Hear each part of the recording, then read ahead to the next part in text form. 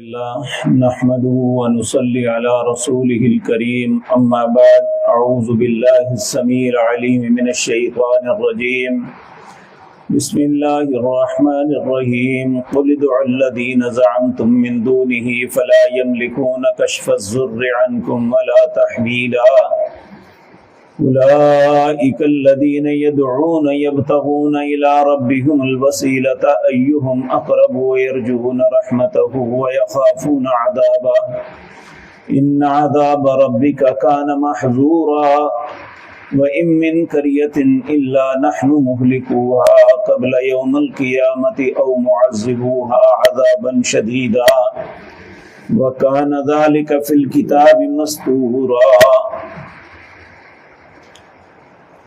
حضرات محترم، آج اللہ کی توفیق سے اپنے سبق کا آغاز 15واں پارہ سورۃ بنی اسرائیل اور اس کی آیت نمبر 56 سے کرتے ہیں۔ قرآن کریم کا اصل موضوع جو ہے وہ اپنے رب کی پہچان ہے۔ انسان خود اپنے آپ کو سمجھے کہ وہ ایک مخلوق ہے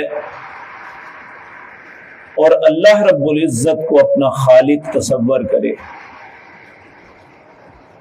اور یہ انسان کا عقیدہ ہو کہ وہ میرا مالک ہے، میں اس کا عبد غلام ہوں۔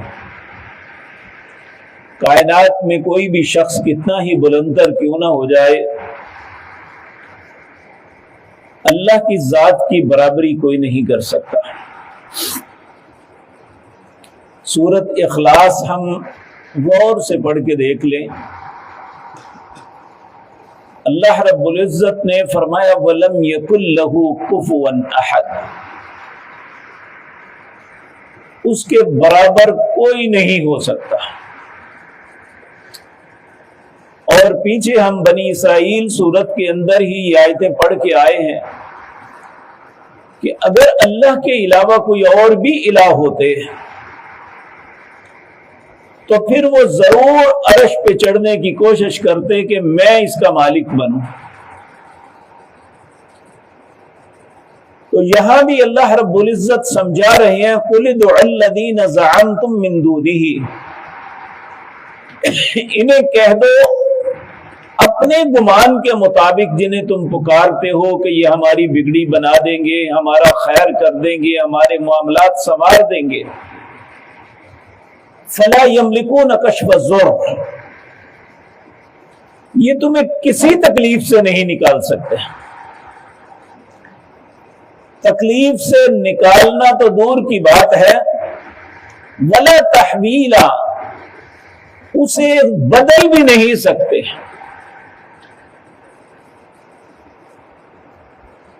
اور سورۃ یونس کے آخر میں ہم یہ بات پڑھ کر آئے ہیں وَإِن يَمْسَسْكَ اللَّهُ بِضُرٍّ فَلَا كَاشِفَ لَهُ إِلَّا هُوَ، اگر وہ کسی کو کسی تکلیف میں مبتلا کرتا ہے تو اس کے علاوہ اس تکلیف سے اسے کوئی نکال نہیں سکتا۔ وَإِن يُرِدْكَ بِخَيْرٍ فَلَا رَادَّ لِفَضْلِهِ، اگر وہ کسی کے ساتھ بھلائی کا ارادہ کرنا چاہتا ہے تو کوئی بھلائی کو روک نہیں سکتا۔ ہم اپنی ہر نماز کے بعد رسول اللہ کے اس حکم کی تعمیل میں اللہ کے سامنے ایک عہد کرتے ہیں کہ نبی کریم صلی اللہ علیہ وسلم کے پیارے صحابی مغیرہ بن شعبہ رضی اللہ تعالی عنہ کہتے ہیں مجھے میرے خلیل، میرے صاحب جناب محمد الرسول اللہ نے ارشاد فرمایا فی کل دبر صلاۃ، اپنی ہر نماز کے بعد یہ ضرور پڑھا کرو کیا اللہم لا مانع لما اعطیت ولا معطی لما منعت ولا ينفع ذا الجد منک الجد، اے اللہ جسے تو دینا چاہے اس سے کوئی منع نہیں کر سکتا، اور جسے تو منع کر دے اسے کوئی دے نہیں سکتا۔ دنیا کا کوئی طاقتور، دنیا کا کوئی مالدار، دنیا کا کوئی صاحب علم نہ کسی کا کچھ بگاڑ سکتا ہے نہ سنوار سکتا ہے جب تک تو نہ چاہے۔ تو یہاں بھی امت اسلام کو اسپیشلی، کیونکہ دوسرا کیا کرتا ہے اللہ کو ان سے کوئی غرض نہیں، کیونکہ ایک شخص کفر کی زندگی بسر کرتا ہے نا، اللہ کہتے ہیں ان الذین کفروا وماتوا وهم کفار فلن يقبل من احدهم ملء الارض ذهبا ولو افتدى به، جو کفر کی حالت میں مرتا ہے وہ زمین بھر کے بھی خزانے سونے لے آئے میں اسے نہیں معاف کروں گا۔ ایک مقام پہ فرمایا ان الذین کفروا وماتوا وهم کفار فعلیہ لعنۃ اللہ، اس پہ اللہ کی لعنتیں ہی برستی ہیں، اس کے لیے نہیں۔ جو شخص ایمان کا دعوے دار ہے پھر اللہ کے غیر کو پکارتا ہے، اسے اپنا حاجت روا مشکل کشا سمجھتا ہے، اسے اللہ سمجھا رہے ہیں کہ وہ یہ بات غور کرے۔ قُلِ ادْعُوا الَّذِينَ زَعَمْتُم مِّن دُونِهِ فَلَا يَمْلِكُونَ كَشْفَ الضُّرِّ، اپنے گمان کے مطابق جنہیں یہ اپنا حاجت روا مشکل کشا داتا خیر خواہ سمجھتے ہیں انہیں کسی تکلیف سے نہیں نکال سکتے۔ فلا یملکون کشف الضر عنکم ولا تحویلا، اور نہ ہی اسے بدل سکتے۔ پھر اللہ فرماتے ہیں اولئک الذین یدعون، وہ لوگ جو اوروں کو پکارتے ہیں اللہ کے علاوہ، یبتغون الی ربہم الوسیلہ، وہ تو خود اپنے رب کا قرب تلاش کر رہے ہیں، وہ تو خود چاہتے ہیں ہم اللہ کا قرب لے لیں، ہم کوئی نیکی کا کام کر لیں جس سے اللہ کا قرب، اللہ کی خوشنودی ہمیں مل جائے۔ ایہم اقرب ایہم اقرب، ہر وقت سوچتے ہیں کون زیادہ اللہ کے قریب ہے۔ وَيَرْجُونَ رَحْمَتَهُ وَيَخَافُونَ عَذَابَهُ، وہ خود اللہ کی رحمت کی امید کرتے ہیں کہ اللہ ہم پہ رحم فرما دے۔ وَيَخَافُونَ عَذَابَهُ، اس کے عذابوں سے ڈرتے ہیں۔ إِنَّ عَذَابَ رَبِّكَ كَانَ مَحْذُورًا، بے شک تیرے رب کا عذاب تو بہت سخت اور پہنچنے والا ہے۔ العیاذ باللہ، اللہ ہم سب کو رحم فرمائے، کیونکہ اللہ جس پہ رحم کرے گا وہ بچے گا۔ ایک مرتبہ رسول اللہ صلی اللہ علیہ وسلم نے یہ بات ارشاد فرمائی کہ جنت میں کوئی بھی اللہ کی رحمت کے بغیر نہیں جائے گا۔ تو لوگوں نے عرض کیا آپ بھی؟ آپ نے فرمایا ہاں میں بھی اللہ کی رحمت کے بغیر نہیں جا سکتا۔ تو جو بھی اچھا انسان، اچھے ذہن کا انسان ہے وہ اللہ کی رحمت کا متلاشی ہوتا ہے۔ ہم آگے 18ویں پارے میں پڑھیں گے سورۃ مومنون کے آخر میں، اللہ خود کہتے ہیں کہو مجھے، قل رب اغفر وارحم وانت خیر الراحمین، اے اللہ مجھے معاف کر دے، مجھ پہ رحم کر دے، اور سب رحم کرنے والوں سے زیادہ تو رحم کرنے والا ہے۔ تو یہاں اللہ رب العزت فرماتے ہیں اولئک الذین یدعون یبتغون الی ربہم الوسیلہ، وہ لوگ جنہیں پکارتے ہیں وہ تو خود اللہ کا قرب تلاش کرتے ہیں کہ ایہم اقرب، کیسے اس کا قرب ہو سکتا ہے۔ ویرجون رحمتہ، اس کے رحمت کی امید رکھتے ہیں، ویخافون عذابہ، اور اس کے عذابوں سے ڈرتے ہیں۔ ان عذاب ربک کان محذورا، پھر اللہ فرماتے ہیں وَإِن مِّن قَرْيَةٍ إِلَّا نَحْنُ مُهْلِكُوهَا، کوئی بھی بستی مگر ہم اسے ضرور ہلاک کریں گے قبل یوم القیامہ، قیامت سے پہلے۔ اس سے مراد وہ بستیاں ہیں جہاں اللہ کی نافرمانی اور اس کی سرکشی اور بغاوت ہوتی ہے۔ سیدہ ام سلمہ رضی اللہ تعالی عنہا رسول اللہ کی زوجہ محترمہ تھی۔ رسول اللہ صلی اللہ علیہ وسلم سے بیان فرماتی ہیں، آپ نے فرمایا اذا ظہرت المعاصی فی امتی، جب میری امت کے اندر بھی گناہوں کی بہتات ہو جائے گی نا، عمہم اللہ بعذاب من عندہ، چاروں طرف سے پھر اللہ انہیں عذابوں سے گھیر لے گا۔ تو انہوں نے سوال کیا یا رسول اللہ صلی اللہ علیہ وسلم اما فیہم یومئذ اناس صالحون، کیا اس وقت نیک لوگ نہیں ہوں گے؟ نبی کریم نے فرمایا ہاں ہوں گے۔ کہا تو پھر ان کا کیا ہوگا؟ تو رسول اللہ صلی اللہ علیہ وسلم نے فرمایا یصیبہم ما اصاب الناس، جو عام لوگوں کو تکلیف پہنچے گی وہ بھی اسی پہ پہنچیں گے، لیکن انجام دونوں کا مختلف ہوگا۔ نیک لوگ ثم یسیرون الی مغفرۃ من اللہ ورضوان، نیک لوگ پھر فوت ہونے کے بعد اللہ کی مغفرت اور اس کی رضامندی کی طرف چلے جائیں گے۔ تو اللہ ایسے حالات میں جب امت کے اندر ہر طرف گمراہی، گناہوں کی بہتات اور اللہ کی نافرمانی، بغاوت اور سرکشی ہے، اللہ ہمیں ان خباثتوں سے بچا کے رکھے۔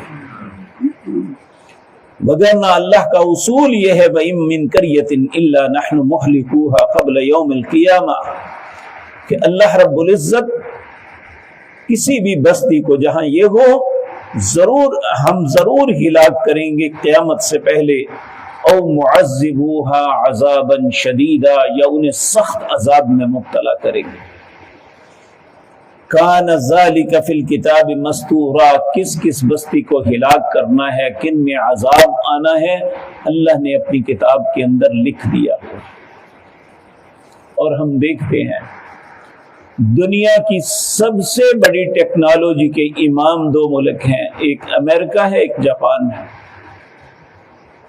لیکن چونکہ دونوں ہی اللہ رب العزت کو بالکل بلا بیٹھے ہیں، سب سے زیادہ قدرتی آفتیں جن ممالک میں آتی ہیں وہ یہی دو ہیں۔ اور چند دن پہلے فلپائن ایک ملک ہے تو چھوٹا، لیکن گندگی اور غلاظت کے اعتبار سے دنیا میں ایک ممتاز حیثیت رکھتا ہے۔ اتنا شدید زلزلہ آیا کہ العیاذ باللہ کچھ بھی نہیں بچا، اور پھر جب تباہی ہوتی ہے تو جھوٹ بولتے ہیں کہ ہمارا اتنا نقصان نہیں ہوا،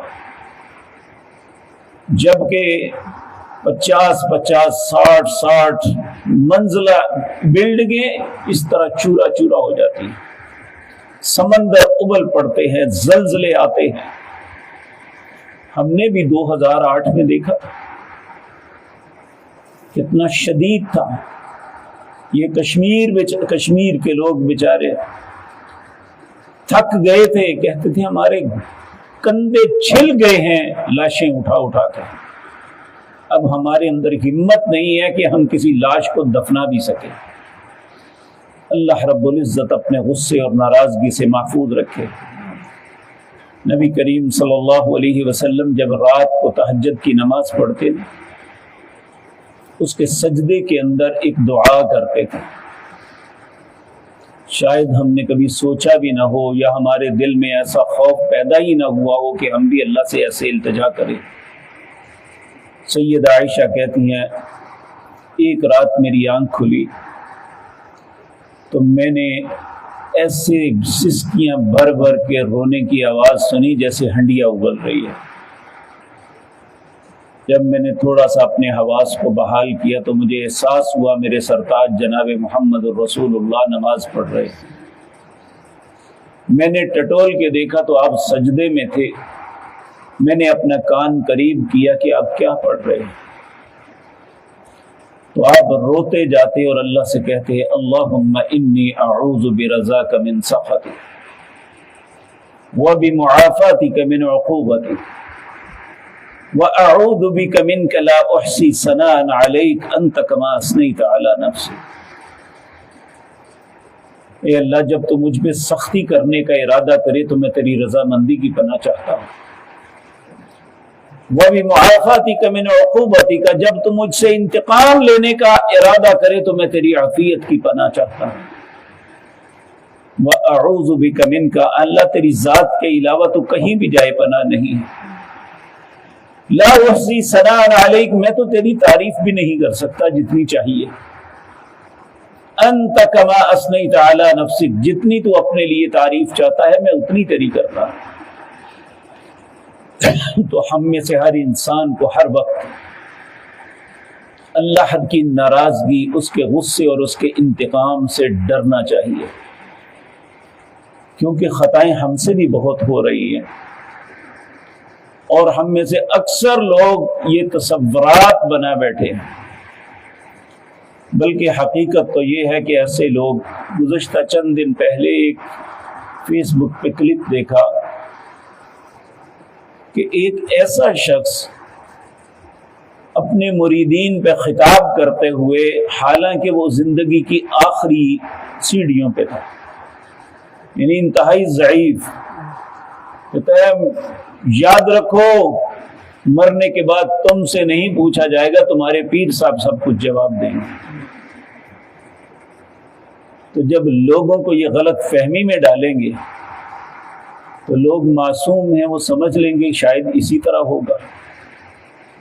کاش ہم اللہ کی کلام کو پڑھ لیں، اس کو سمجھنے کی کوشش کریں تاکہ اس جہالت اور خباثت سے بچ سکیں۔